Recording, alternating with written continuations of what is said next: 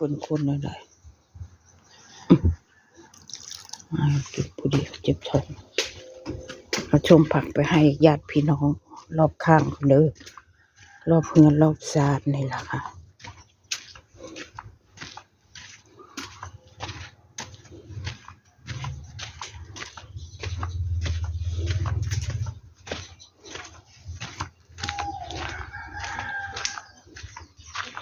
ให้แม่ยมก่อน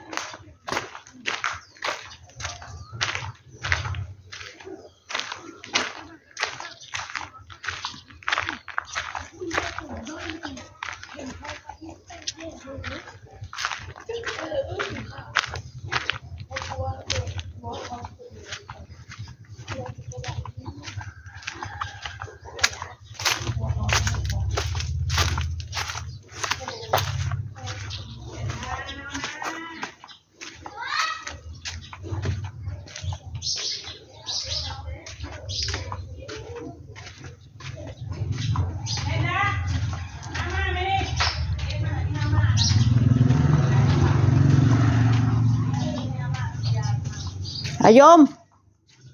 มเอาชมผักนี่ชมผักนี่เอาถ้วยมาเสิร์ฟหลังบ้านนี่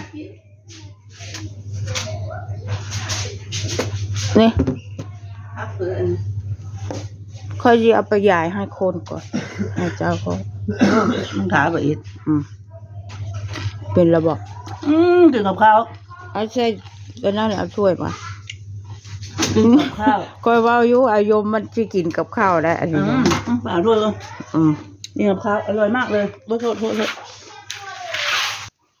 ป็นข้าวกระโดดเป็นผมมักกว่า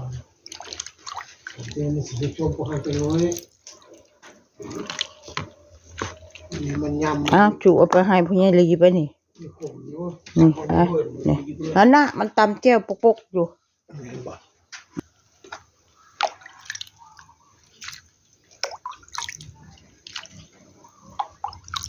แบ่งไปให้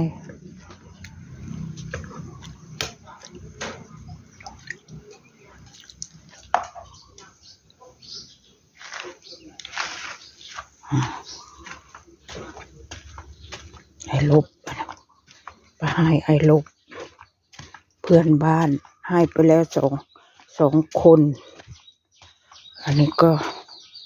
ให้ไปอีกค่ะรอบบ้านรอบช่องสมผักกินแล้วก็อร่อยแซ่บนัว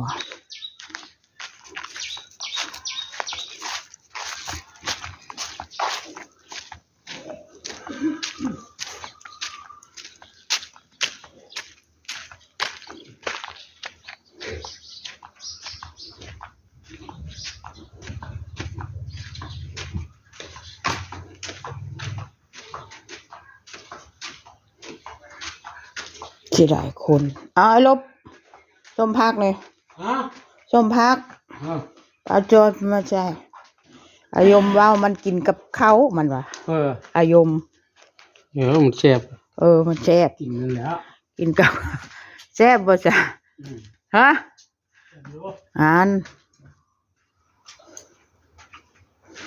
มันดังไฟผิงหนาว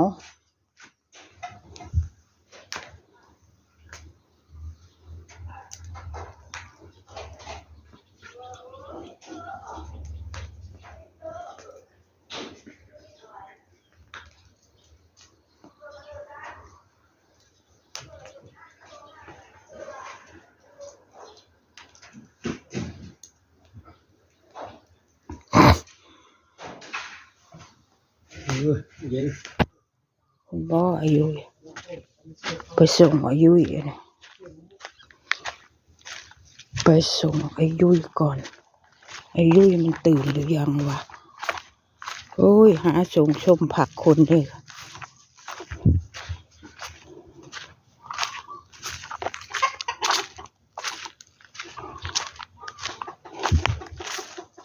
ยังบ่ตื่นมั้งตื่นแล้วคือเห็นเงียบใช่วะ โย้ยอาชมผัก เขาว่าเท่ายังบ่ตื่นไหม ปูเท่าอ่ะ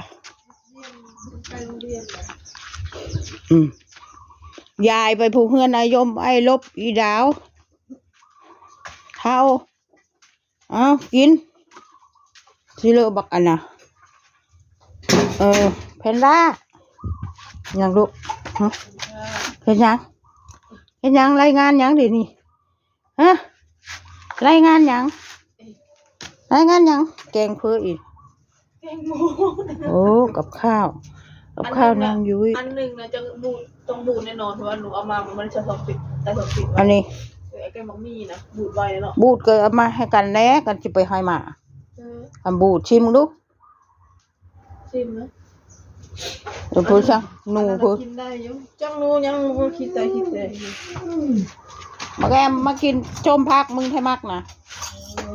พี่เต็มถ้วยนึงชิมหน่อยอันนี้นะอันนี้ไม่บูดอันนี้นะบน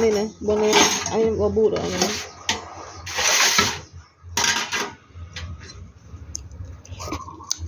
บูด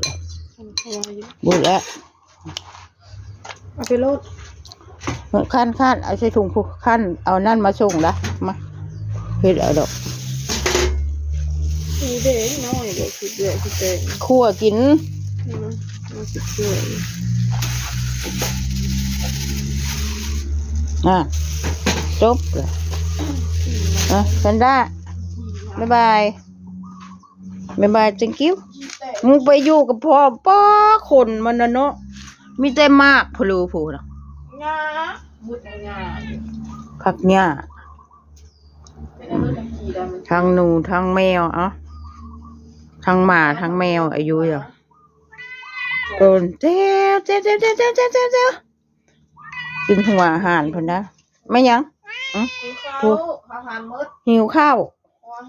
เอาไปละขอมือหน่อยขอมือมากันยังบนทันได้ไปขนาดนั้นขอมือเนี่ยพัดกัดพูดอันนั้นขอมือต้องมียังล่อกันได้แล้วขอมือต้องกินแล้วบ่ขอมือข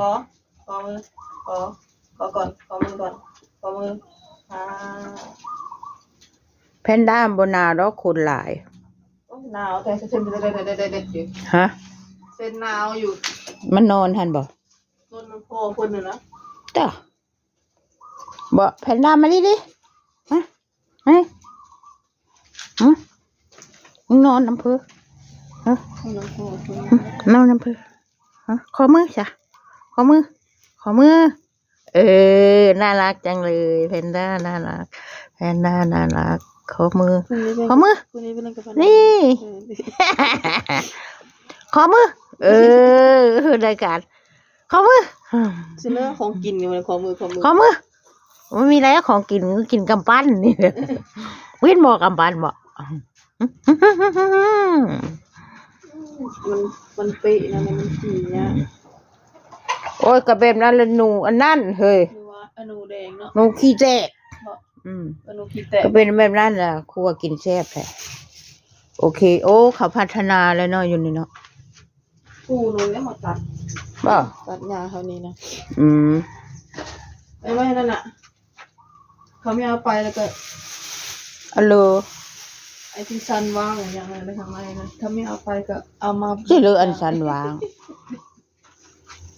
ตู้เขาโอเคค่ะขอจบคลิปแค่นี้ค่ะ